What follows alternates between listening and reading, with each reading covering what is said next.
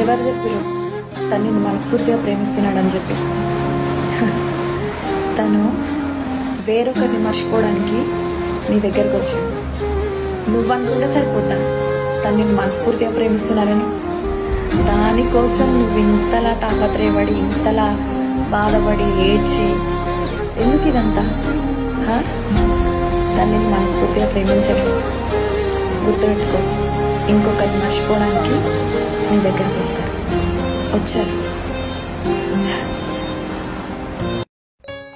ఒక్కొక్కసారి ఒంటరిగా కూర్చొని ఇట్లా ఆలోచిస్తుంటే అనిపిస్తుంది అనమాట, ఇంతకాలం మనం నమ్మింది ఇంత ఘోరమైన వాళ్ళనా, ఇంత గలీజ్ గలనా?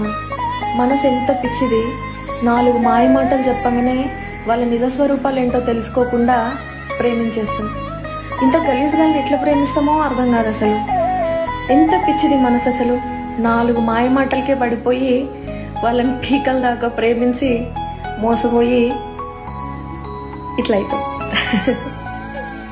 టూ మచ్ కదా అసలు నిజంగా.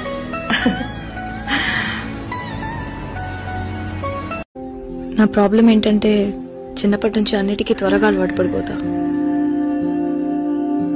దేనికైనా చాలా ఈజీగా అటాచ్ అయిపోతాను. కానీ నేనేదనుకుంటే అది జరగదు. నాకు దగ్గరైన ఏది నా దగ్గర ఉండదు. అబ్బాయి నిన్ను లవ్ చేస్తున్నాడు అనుకోవడం తప్పు కాదు. ఒక అబ్బాయి నిన్ను లవ్ చేస్తున్నాడు అనుకోవడం పెద్ద తప్పే కాదు. కానీ నిన్ను మాత్రమే లవ్ చేస్తున్నాడు అని అనుకోవడం చాలా పెద్ద మిస్టేక్. అర్థమవుతుందా? నిన్ను మాత్రమే లవ్ చేస్తున్నాడు అని అనుకోవడం చాలా పెద్ద మిస్టేక్.